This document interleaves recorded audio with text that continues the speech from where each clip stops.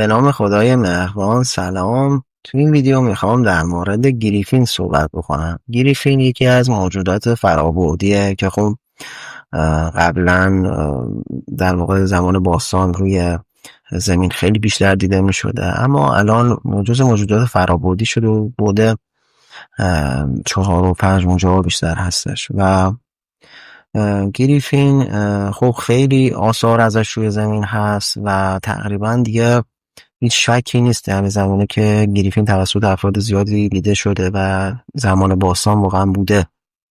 ببینید توی آثار هخامنشی، حالا من عکساشو براتون میذارم، هست توی مصر، فراون هست، کتیبه هاش همه چیز، حتی توی یونان هم خیلی دیدنش، توی سمت هند هم خیلی ازش آثار هست، یعنی یه همچین موجودی رو کشیدن و به خاطر در واقع عملکرد خاص گریفین هستش که خب کاربردهای زیادی داشت و خیلی از مواقع در واقع خیلی از عابدها یا خیلی کاهنا یا یه سری افرادی که به قول معروف مدیومای اون زمان بودن باش میتونستن ارتباط میگرفتن و مردم عادی هم حتی میشد درگاهی میشد که اونها رو ببینن. به خاطر همینم خیلی در واقع گفتم آثار زیادی ازشون به جا مونده. اما گریفین یک در واقع مأموریت خاصی داره، کلا برای هدفهای خاصی هستش. اینجوری نیست که موجود آزاد و رهایی باشه. کلا گریفین ها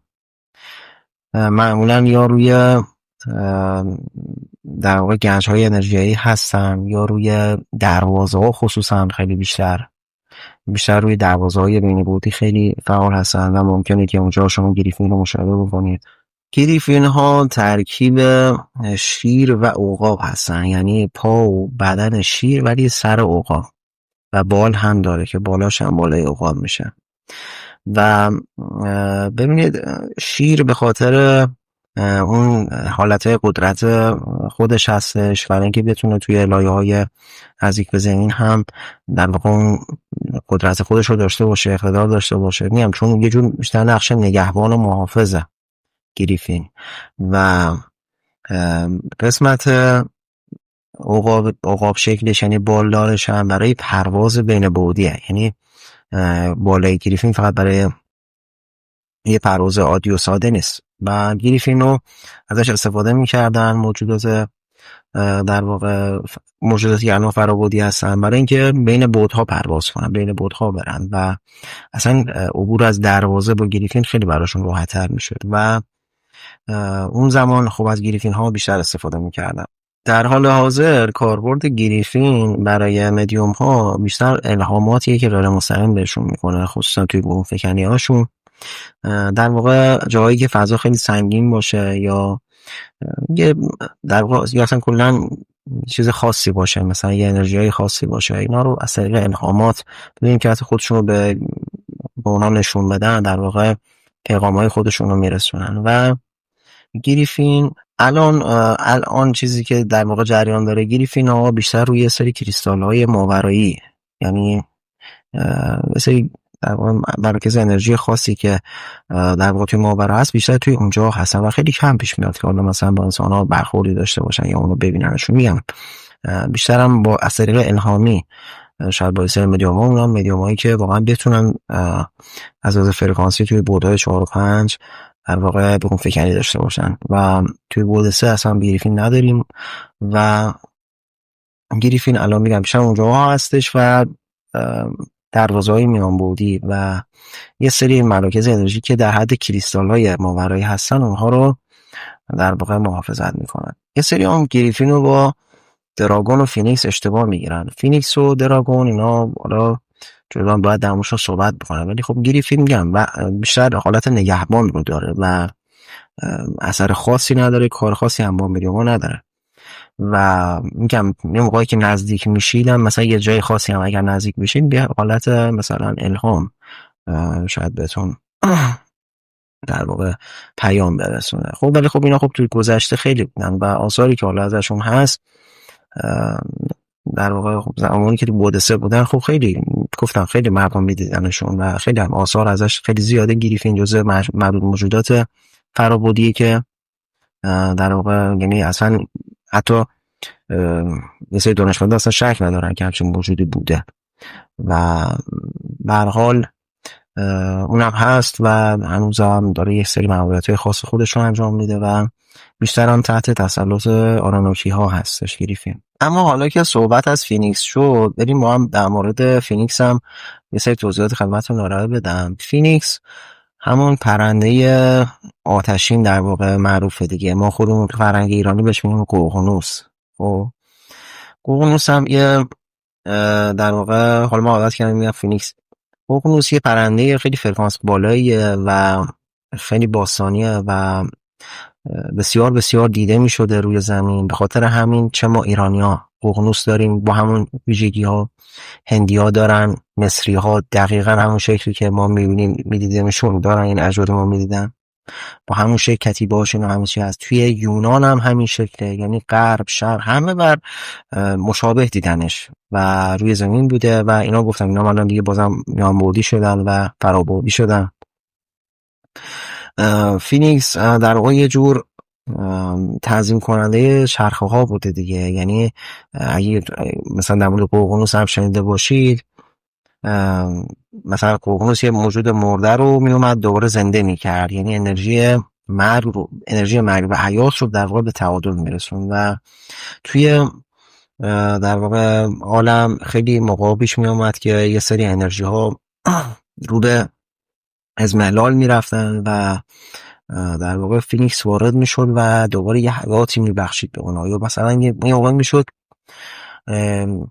یه شهری رو اصلا بهش دوباره انرژی حیات رو بهش برمیگردن و خیلی موقع خوب مثلا میشد یه جادوهایی میزدن، یه کارهایی میکردن که انرژی سنگین و نحس شدید، انرژی مرگ اصلا در واقع پخش میشد. یه جا فینیکس میومد دوباره این حالت ها رو برمیگردون و یه جور تعادل انرژی بود و یک بازیابی انرژی کار فینیکس هستش و فینیکس خب مثلا ذاتش برای همین قضیه است. و علت این هم که خب میبینید که توی فیلم ها هم که نشون میدن در واقع دوباره یه جوری دوباره زنده میشه طرف یا یه جوری حیات دوباره، در واقع این درسته چون کارشون اصلا این بوده که حیات رو در واقع ادامه بدن و تعادل بین چرخه های مرگ و در تولد انرژی رو حفظ بکنن.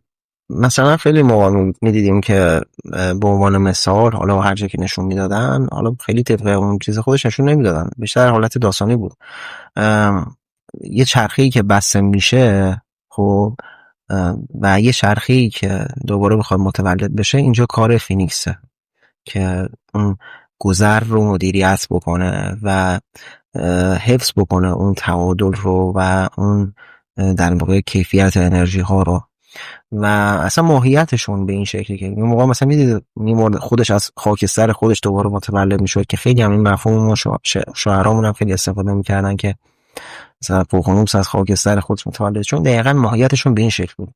در واقع موجودی که میمیره این توی فرکانس های پایین تر انرژیش حل میشه و توی فرکانس های بالاتر مجددا باززایی میشه و فینیکس حالا برای یک سری موجودات و برای یک سری انرژی ها این رو در واقع توی ماورا انجام میده. احتمال این که با شما مدیوم برخورد کنه تقریبا میتونم بگم خیلی پایینه یا صفر و شاید از راه دور یه سری به صورت الهامی بخواد راهنمایی با شما داشته باشه یا کمک هایی بخواد با شما بکنه. نمیگم حالا منظور این که به شما امکانش نیست، ولی چون کاری با شما نداره و ذاتاً ماموریتش چیزای دیگه هستش و خب الان هم که دیگه فرابودی شده دیگه. اما توی فیلم ها فینیکس رو شاید بهترین فیلمی که به نظر من فینیکس رو با اون ماهیت وجودی خودش نشون داده، گفتم یه فیلم پدر مادر داره. اون فیلم هری پاتر 2 هستش. حالا نمیدونم اگر دیده باشین، اون پرنده‌ای که فاکس بهش میگفتن در واقع همون فینیکس، حالا اسمش رو تغییر دادم و اشک شفا میداد، بعد دوباره تونست متولد بشه، یه حالتهای اینجوری داشت و اون شاید میتونم بگم بهترین فیلمی بودی که تو این زمینه فینیکس رو نمایش داده. البته اون پرنده آخر سر دوباره از خاکستر خودش متولد میشه. حالا کسایی که اون فیلم رو دیدن این در واقع این اتفاق هم آخر سر میفته که از خاکستر خودش دوباره متولد میشه و این دقیقا حتی با اون ویژگی کوقنوسی که ما ایرانی ها میشناسیم کاملا مطابقه. اما در پایانم لازم دونستم این نکته رو بگم. یه سری از عزیزان، من یه ویدیویی در مورد یه موجود ماورایی به اسم مینوتور صحبت کردم. یه سری از عزیزان که حالا به سطوح بالاتر هستن اومدن گفتن که اثر لطف و خیلی هم لطف دارم، ممنون دارشون هم هستم و عزیز دلن. اومدن گفتن که در واقع نباید میگفتین جز رازها بود، یا من حتی نگرانم حتی در مورد اون داستانم دور هم تفکرات بشه. ببینید یه سری چیزا رو اگرم من بگم، ببینید طرف تا به اون فرکانس نرسه واقعا نمیتونه ازش بهره مند بشه و اینجوری نیست که اگر مثلا من اون گفتم الان یه بی‌نظمی خاصی تو جهان اتفاق بیفته. بله بعضی چیزا رو نباید بگم، من خودم میدونم، ولی یه سری اتفاقات هست که خب انقدر دیگه تجربه رایج و زیادیه که مشکلی نداره شما بخواید بگید. برای خیلی تکرار میشه و برای خیلی در واقع میتونه براشون کمک حال باشه. اینجوری که ما تو دنیای نور همه چیز رو بگیم واضحه، همه چیز رو نباید بگیم. در واقع خیلی در واقع اینجوری اطلاعات سربسته نمونه. خدا شاهده همین دیشب یه بنده خدایی این خورده داشت اتفاق روش اشتباه میرفت. یکی از همین موجودات فرابودی، حالا اسمش رو نمیخوام بیارم، اومده بود بهش اخطار داده بود و ایشون داشت طلسم میزد مثلا برای کسی کار خاص، طلسم داشت میزد، هی میومد در واقع اون موجود میومد بهش پیغام میداد ولی ایشون اصلا متوجه نمیشد چون اصلا ماهیت اون موجود نمیدونست. فکر میکرد مثلا موکلای همون طلسم که نمیدونم داره ظاهر میشن، در صورتی اون موجود داشت میگفت سمت این چیزا نرو. یه موجود نورانی بود دیگه، خوب بود ولی فرابودی بود.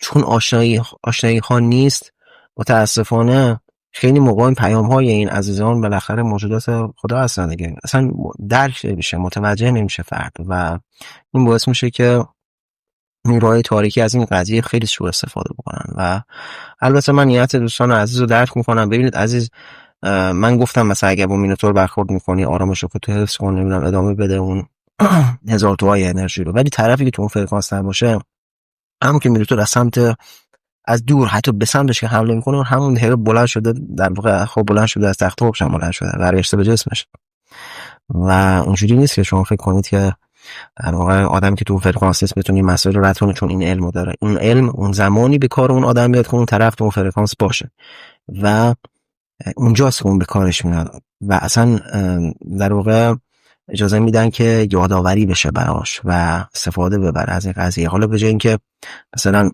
چند ماه معطل این قضیه باشه دیگه اونجا اون علم به کارش میاد و دیگه معطل نمیمونه و زودتر میتونه پایداری نشون بده و ان شاء الله راه خودش رو پیدا بکنه. ممنونم از اینکه با من همراه بودید. ان شاء الله که در پناه خداوند نور و صفا باشید. فعلا خدا نگهدارتون.